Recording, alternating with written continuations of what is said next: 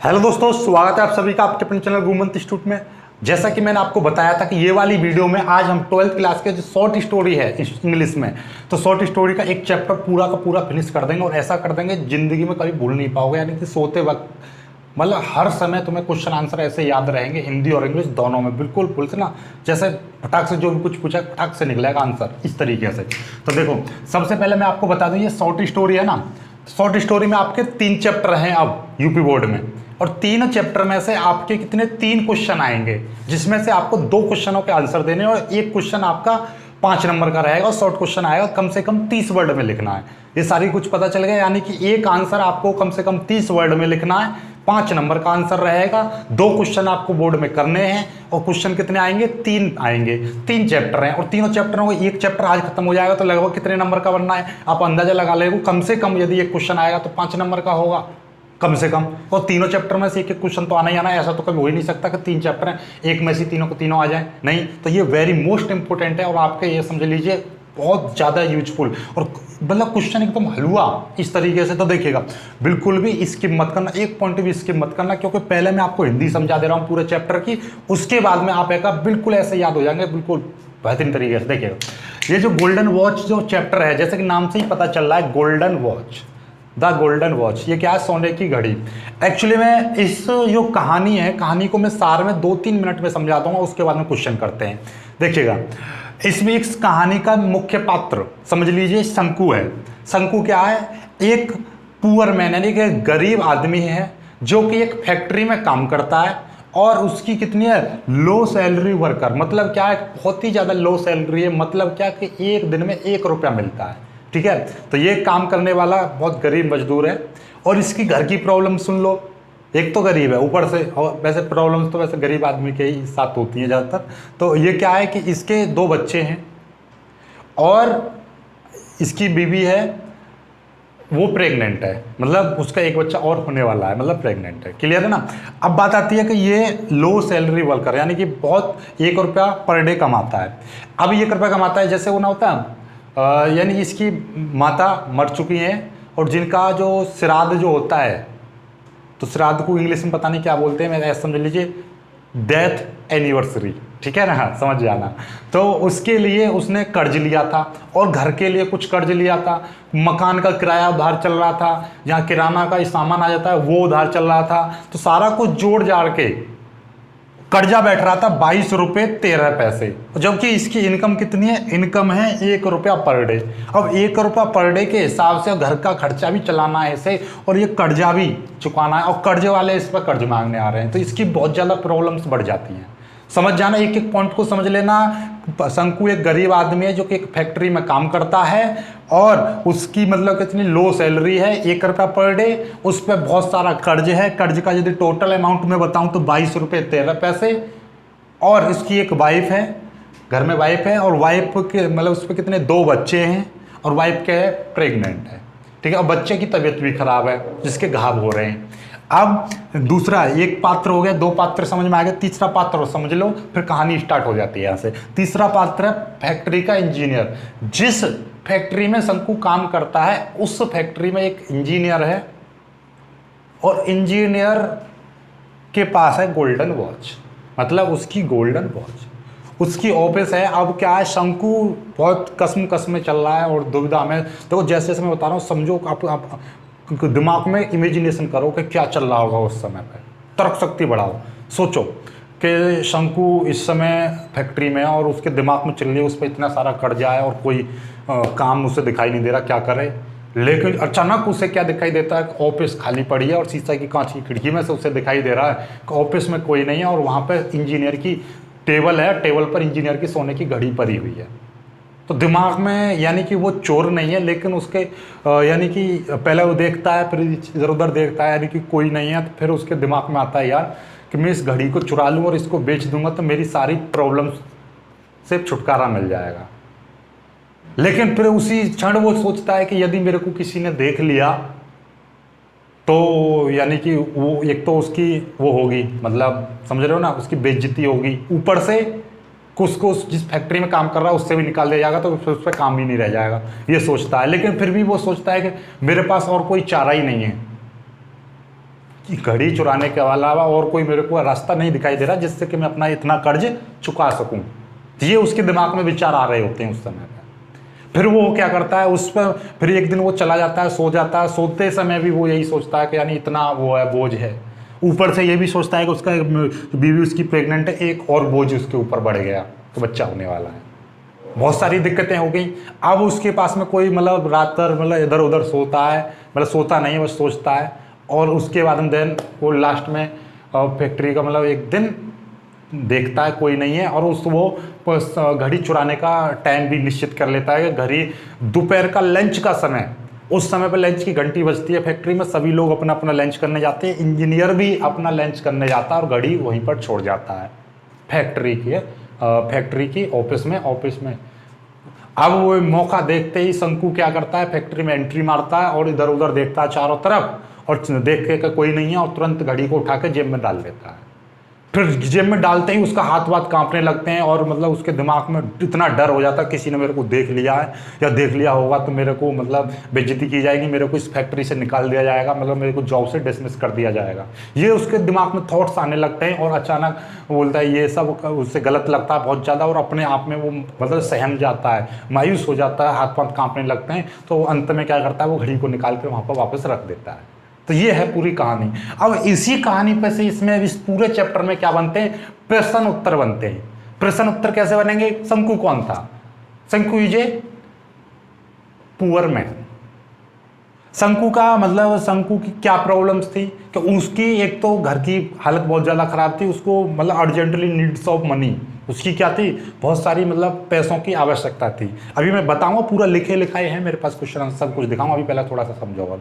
ठीक है, अब उसने मतलब आप इसमें क्वेश्चन में आया कि उसकी, हाँ एक चीज़ और कहानी में बताना था कि इसकी जब ये घर आता है उसी दिन जिस दिन सोचता है, तो उस दिन इसकी जो बीवी है इस पर एक चीज़ मंगाती है मार्केट से, 2 पके केले मंगाती है, क्योंकि घर पे कुछ बच्चों को पिलाने के लिए दूध वगैरह नहीं है। बड़े बच्चे के लिए, छोटे बच्चे के लिए, यानी 2 बच्चे हैं इसके, एक छोटे बच्चे के लिए केले, 2 पके हुए केले मंगाते ताकि उसको घोल के वो दूध बना के पिला सके।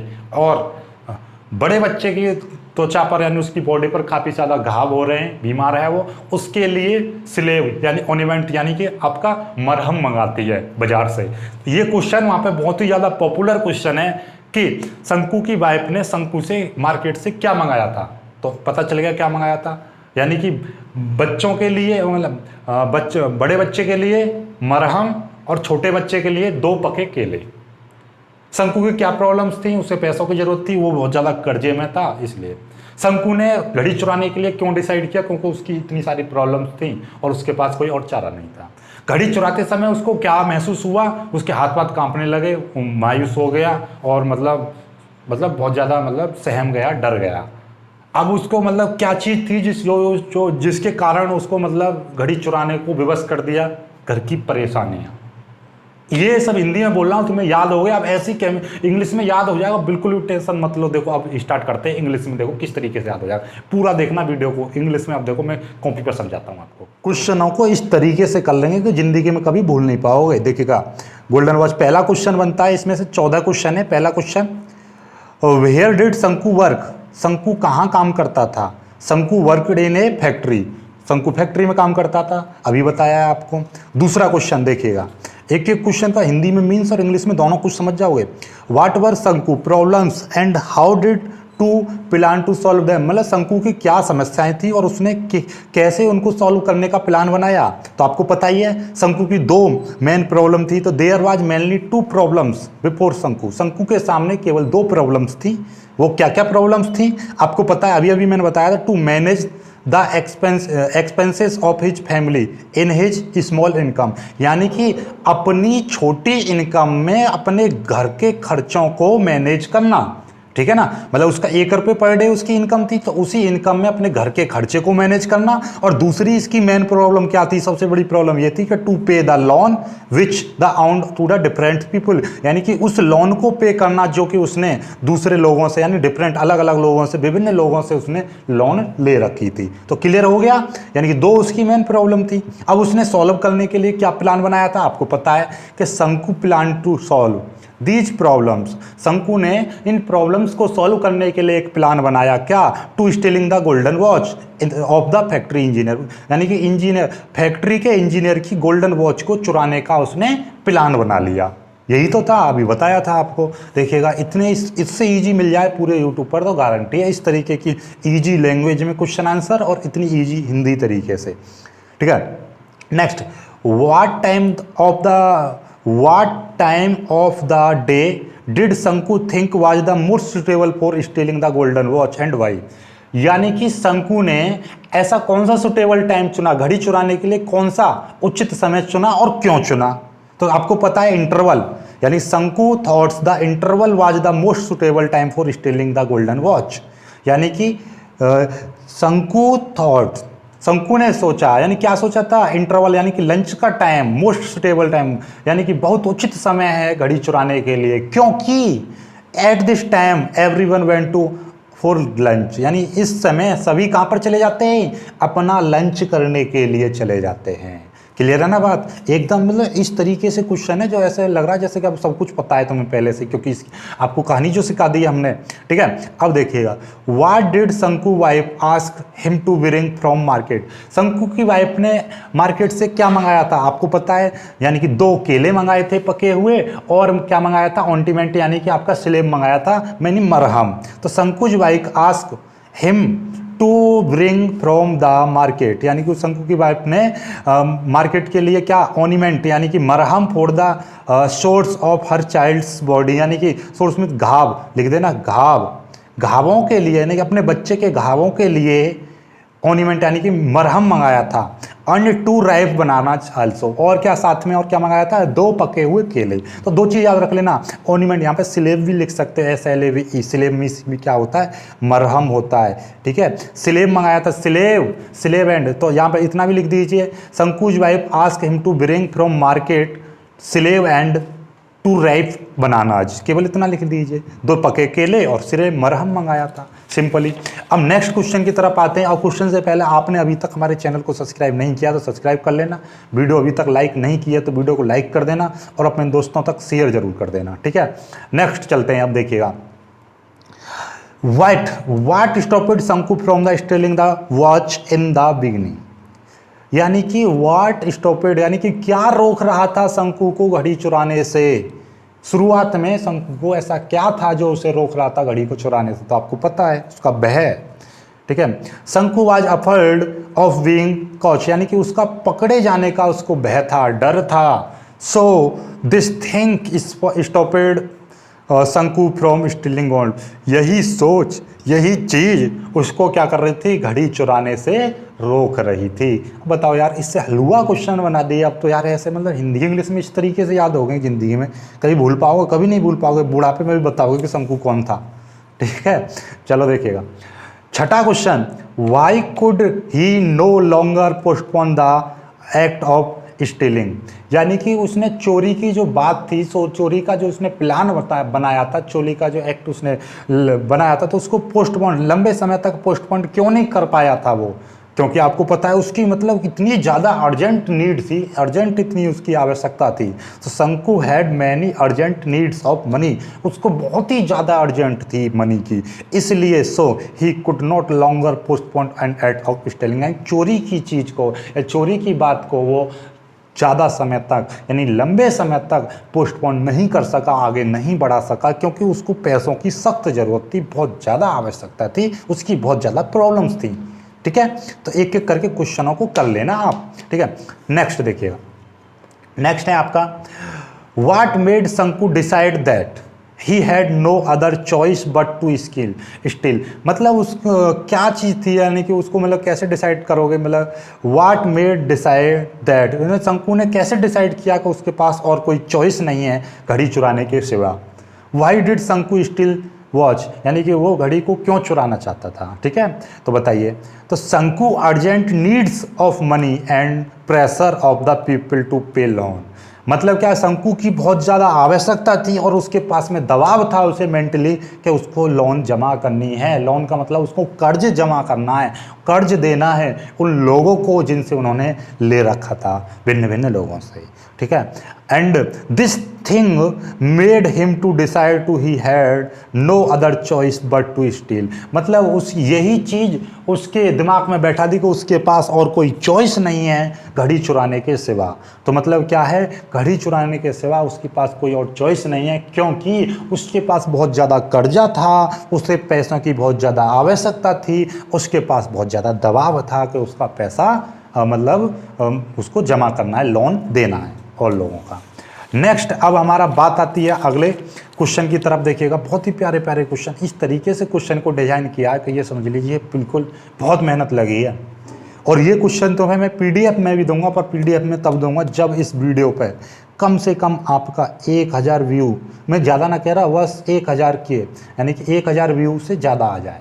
ठीक है, 1000 व्यू पे इसकी पीडीएफ बन के आपको मिल जाएगी। ठीक है, आगे डिस्क्राइब हाउ शंकु स्टील द गोल्डन वॉच। और वैसे भी आपको उसकी ज़रूरत ही नहीं है, इनको सभी को लिख लो, सभी को लिख लो। और टेस्ट होगा इसी चैप्टर का, इसी चैप्टर का टेस्ट होगा।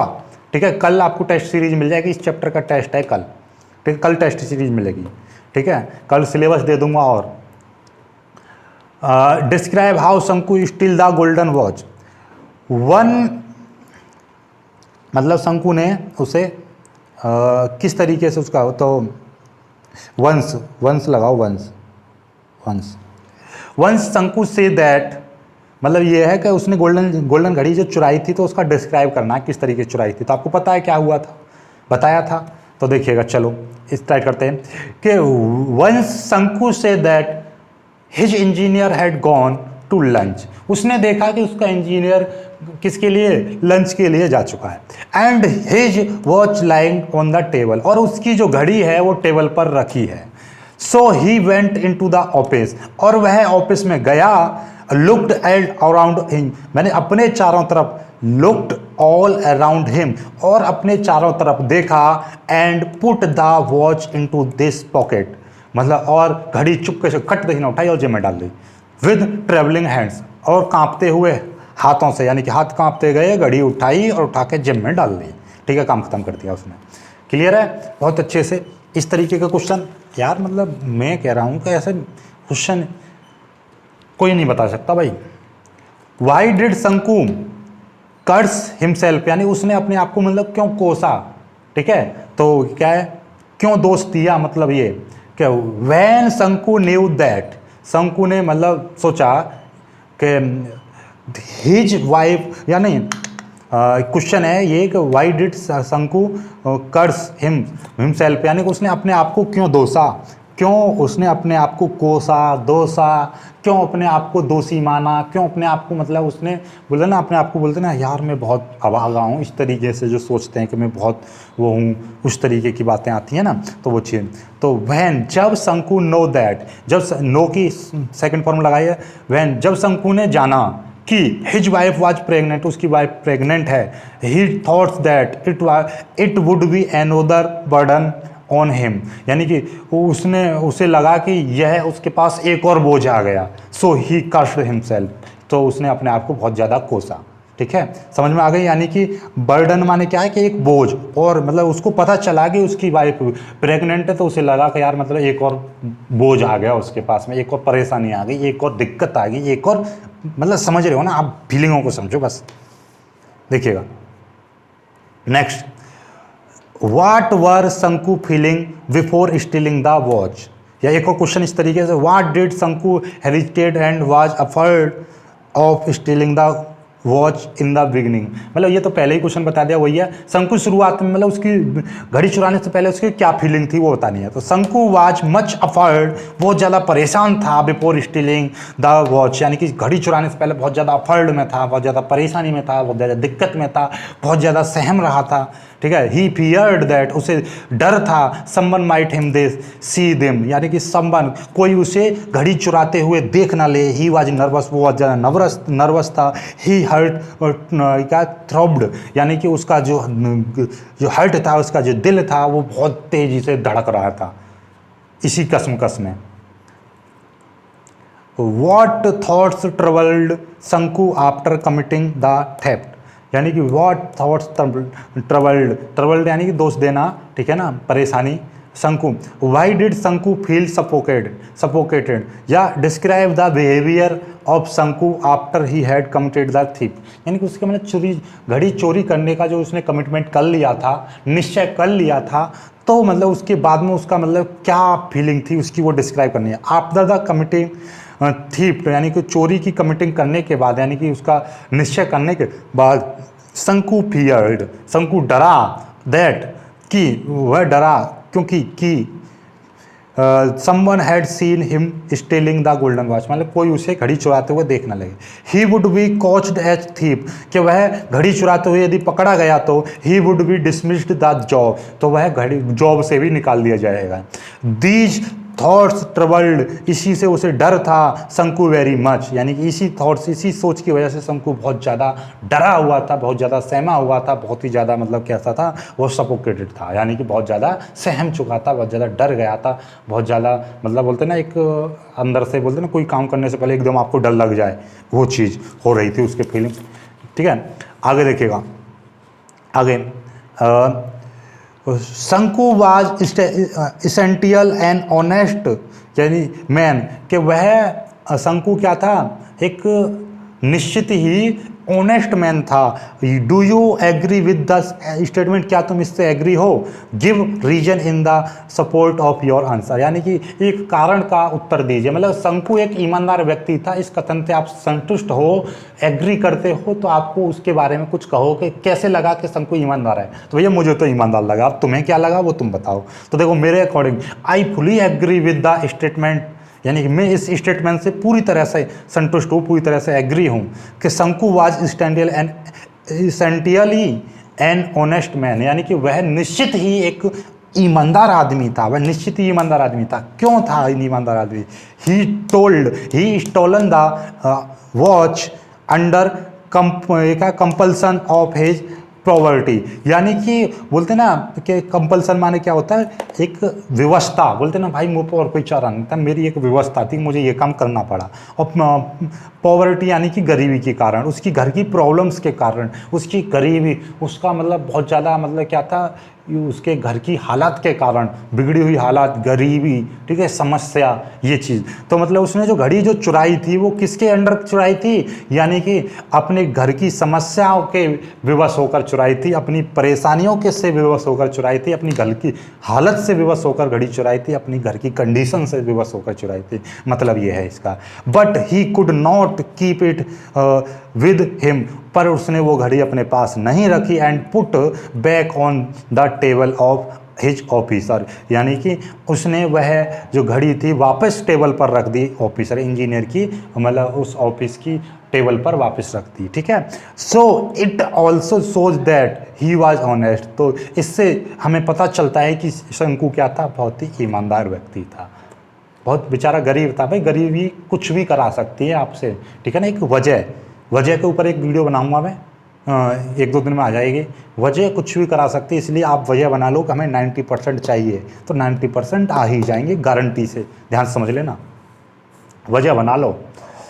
वाट मेड शंकु put the watch back on the table, मतलब शंकु क्या चीज़, मतलब ये क्या, वाट मेड शंकु पुट, मतलब कैसे उसने शंकु को, मतलब क्या चीज़ थी जिसकी वजह से, ऐसा क्या बना जिसकी वजह से शंकु ने घड़ी वापस रख दी। अभी ऊपर वाला आंसर लिख देना, इसको 2 वर्डों में लिख दो, लिखना चाहो लिख दो। Shanku put the watch back on the table because he was afraid of being caught and punishment या पनिश्ड, यानी कि वह क्या था, बहुत ज़्यादा यानी कि डरा हुआ था, किसकी वजह से, पनिश्ड यानी कि पनिशमेंट से और उसके पकड़े जाने के भय से, ठीक है, वो था, उसकी वजह से उसने क्या करी, घड़ी वापस रख दी।